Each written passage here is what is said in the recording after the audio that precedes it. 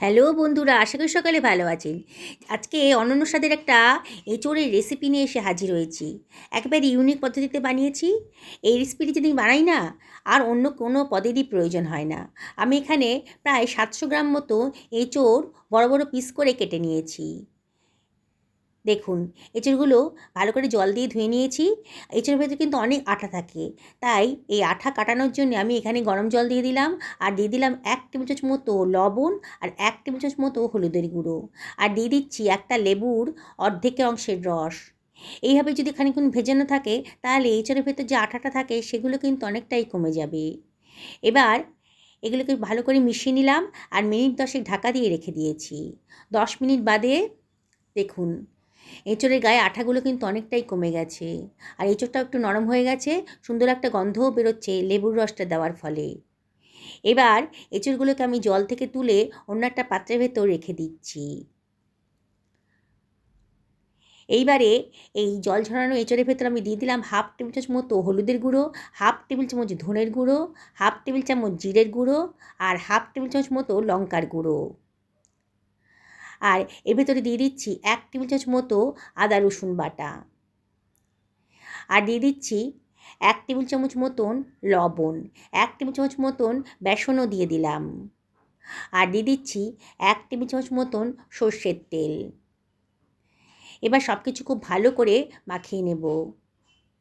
বেসনটা দেওয়ার ফলে কিন্তু যে মশলাগুলো দিলাম সেগুলো এঁচোড়ের গায়ে ভালো করে লেগে থাকবে, খুব টেস্টি হবে। এভাবে বানিয়ে দেখবেন।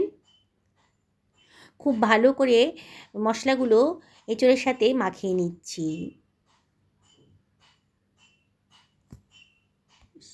এবারে আমি এটা ঢাকা দিয়ে মিনিট 5-6 রেখে দেব। আমি 4খানা মাঝারি সাইজের আলু নিয়ে নিয়েছি। আলুর খোসাগুলো কেটে বাদ দিয়ে দেব। আলুগুলোকে ডুমো ডুমো করে কেটে নিচ্ছি। আলুগুলোকে একটু লবণ জলে ভিজিয়ে রাখবো। আলুর ভেতরে অনেক স্টার্চ থাকে, তাই লবণ জলে ভিজিয়ে রাখলে পারে আলুর ভেতরে স্টার্চটার পরিমাণটা অনেকটা কমে যাবে। একটা গ্রেটার নিয়ে নিয়েছি, আর 2খানা পেঁয়াজ নিয়ে নিয়েছি। এই গ্রেটারের সাহায্যে পেঁয়াজ দুটোকে আমি গ্রেট করে নিচ্ছি।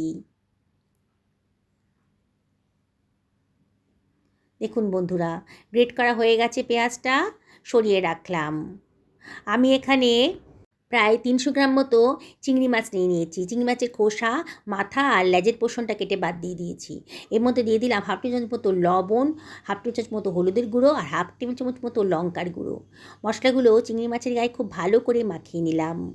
আমি একটা কড়াই গ্যাসের ওভেনে গরম করতে দিয়ে দিয়েছি, আর তার ভেতর দিয়ে দিচ্ছি 3 টেবিল চামচ মতো সর্ষের তেল।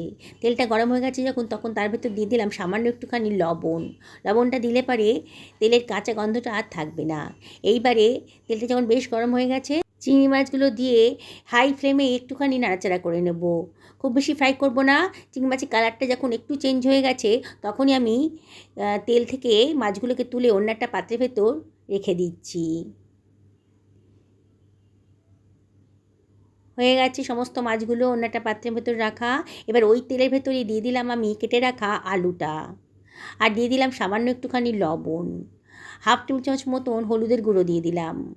দিয়ে হাই ফ্লেমে এটাকে একটু ভাজা ভাজা মতো করে নেব। মিনিট খানেক নাড়াচাড়া করার পর এটাকে মিডিয়াম টু লো ফ্লেমে মিনিট 3-4 রান্না হতে দেব। মিনিট 3 বাদে দেখুন, আলুটা কিন্তু দেখেই মনে হচ্ছে অনেকটা ভাজা ভাজা মতো হয়ে গেছে, আর একটু নরমও হয়ে গেছে। সুন্দর একটা কালার এসে গেছে আলুর গায়ে। এবার আলুগুলোকে আমি অন্য একটা পাত্রের ভেতর সরিয়ে রাখছি। বন্ধুরা, রেসিপিটা বানানো কিন্তু একেবারেই সোজা। আগে হয়তো আপনারা এরম ধরনের রেসিপি বানিয়ে খেয়েছেন। আজকে আমার মতন করে বানিয়ে খান, অসম্ভব টেস্টি। ওই তেলের ভেতরে আমি দিয়ে দিচ্ছি কেটে রাখা এঁচোড়গুলো, মানে ম্যারিনেট করা এঁচোড়গুলো। দেখুন, একসাথে পুরোটা ভাজতে পারবো না, অল্প অল্প করে ব্যাচে ব্যাচে ভাজতে হবে। অসম্ভব টেস্টি এই রেসিপিটা। দেখুন, একেবারে নতুন পদ্ধতিতে রান্না হচ্ছে এটা, আর টেস্ট কিন্তু একবারে মনে রাখার মতন। দেখুন, একটু ভাজা ভাজা মতো হয়ে গেছে যখন, তখন এটাকে আমি সরিয়ে রাখছি অন্য একটা পাত্রের ভেতর।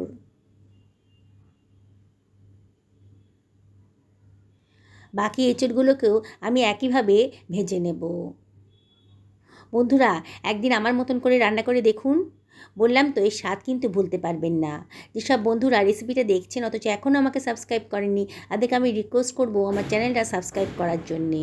পাশে থাকা বেল আইকনটা অবশ্যই ক্লিক করে দেবেন, তাহলে আমার রান্নার নোটিফিকেশানটা আপনারা চটজলদি পেয়ে যাবেন। সমস্ত এঁচড়গুলোই আমার ভাজা হয়ে গেছে। কড়াইতে তেলটা একেবারেই কমে গেছিলো। আমি আবারও 2 টেবিল চামচ মতো সর্ষের তেল দিয়ে দিলাম। তেলটা গরম হয়ে গেছে যখন, তখন দিয়ে দিলাম গোটা গরম মশলা, দারচিনি, লবঙ্গ আর ছোটো এলাচের মাথাটা ফাটিয়ে দিয়ে দিয়েছি। হাফ টেবিল চামচ মতো গোটা জিরেও দিয়ে দিলাম। আর গ্রেট করে রাখা দুখানা পেঁয়াজই দিয়ে দিলাম। দিয়ে মিডিয়াম টু হাই ফ্লেমে রেখে ওগুলো সব ভালো করে মিশিয়ে নিচ্ছি। দেখুন আস্তে আস্তে পেঁয়াজের কালারটা কিন্তু চেঞ্জ হতে শুরু করে দিয়েছে। এবারে দিয়ে দিলাম 1 টেবিল চামচ মতো আদা রসুন বাটা, আর দিয়ে দিচ্ছি একখানা টমেটোকে কুচি করে রেখেছিলাম, দিয়ে দিলাম। এবারে দিয়ে দিচ্ছি 1 টেবিল চামচ মতো লবণ, দিয়ে সব কিছু আবারও খুব ভালো করে মিশিয়ে নিচ্ছি। গ্যাসের ফ্লেমটা মিডিয়াম টু হাইতে রেখেছি, আর অনবরত কিন্তু নাড়তে হবে, নাহলে কিন্তু পোড়া লেগে যেতে পারে। মশলাটা খুব ভালো করে কষিয়ে নিতে হবে।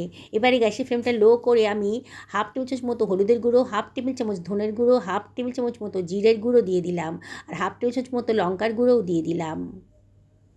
আর দিয়ে দিচ্ছি 1 টেবিল চামচ মতো চিনি। চিনিটা দিলে পরে রান্নার টেস্টটা কিন্তু খুব বেড়ে যাবে, তবে অপশনাল, পছন্দ না হলে বাদ দিয়ে দেবেন। সব কিছু আবারও খুব ভালো করে মিশিয়ে নিচ্ছি। সামান্য একটু জল দিয়ে দিলাম, এই 2 টেবিল চামচ মতো জল দিলাম, তাহলে মশলাটা পোড়া লেগে যেতে পারতো। দিয়ে আবারও ভালো করে কষিয়ে নিচ্ছি। এবার ঢাকা দিয়ে মিনিট 3-4 লো ফ্লেমে রান্না করে নেব। মিনিট 3 বাদে দেখুন মশলার গা থেকে কিন্তু তেল বেরোতে শুরু করেছে, আর মশলাটাও কিন্তু বেশ ভালো করে কষানো হয়ে গেছে। আবারও ঢাকাটা খুলে খুব ভালো করে একটু কষিয়ে নেব। যত ভালো করে কষাবেন ততই কিন্তু রান্নার টেস্টটা অসাধারণ বেড়ে যাবে। এবার 2 টেবিল চামচ মতো দই দিয়ে দিলাম, বাটি ধুয়ে একটু জলও দিয়ে দিলাম।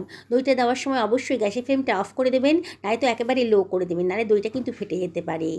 গ্যাসের ফ্লেমটা আবার চালু করে দিয়েছি, আবারও মিডিয়াম টু হাইতে রেখে মশলাটা খুব ভালো করে কষিয়ে নিচ্ছি।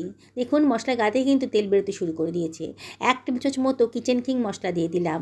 কিচেন কিং মশলা যদি না থাকে আপনাদের কাছে, তাহলে গরম মশলাও দিতে পারেন। দিয়ে ভালো করে কষিয়ে নিচ্ছি। খুব ভালো করে কষানো হয়ে গেছে। এবার ভেজে রাখা আলুটা দিয়ে দিলাম, দিয়ে আবারও সব কিছু খুব ভালো করে কষিয়ে নেব। অনবরত কিন্তু নাড়তে হবে। অসম্ভব টেস্টি একটা রেসিপি আজকে তৈরি হতে চলেছে। মিনিট খানেক খুব ভালো করে মশলার সাথে আলুটাকে কষিয়ে নিলাম। এবারে আমি ভেজে রাখা এঁচড়গুলো এর ভেতরে দিয়ে দিচ্ছি, দিয়ে আবারও সব কিছু খুব ভালো করে কষিয়ে নিচ্ছি। আপনারা তো আগেও অনেক রকম করে এঁচড় বানিয়ে খেয়েছেন, একদিন আমার মতন করে এভাবে বানিয়ে খান। বললাম তো, এর টেস্ট কিন্তু 10 দিন আপনাদের মুখে লেগে থাকবে, এতটাই টেস্টি। সব কিছু আবারও মিনিট 2 খুব ভালো করে কষিয়ে নিচ্ছি। একবার যে দেখবে না রেসিপিটা, সেই কিন্তু এটা বানিয়ে ফেলতে পারবেন। আমি এর ভেতরে দিয়ে দিচ্ছি গরম জল 1 বাটি পরিমাণ। এমন করে জলটা দিলাম যাতে এঁচড় আর আলুটা ভালো মতো ডুবে যায়। আবারও সব কিছু খুব ভালো করে মিশিয়ে নিচ্ছি। এবারে ঢাকা দিয়ে 10 থেকে 12 মিনিট মিডিয়াম টু হাই ফ্লেমে রান্না করে নেব। 10 মিনিট বাদে ঢাকাটা তুলে একটু চেক করে নিতে হবে এঁচড় আলুটা সেদ্ধ হয়েছে কি না। দেখুন একটু নাড়াচাড়া করে নিচ্ছি। আলুটা অনেকটাই নরম হয়ে গেছে, এঁচড়টাও অনেকটা নরম হয়ে গেছে। ভাপে ভাপে রান্না করলে পরে আরও মিনিট 2 পরে কিন্তু পুরোপুরি সেদ্ধ হয়ে যাবে। এবার আমি দিয়ে দিচ্ছি ভেজে রাখা চিংড়ি মাছটা, দিয়ে সব কিছু আবারও খুব ভালো করে মিশিয়ে নিচ্ছি।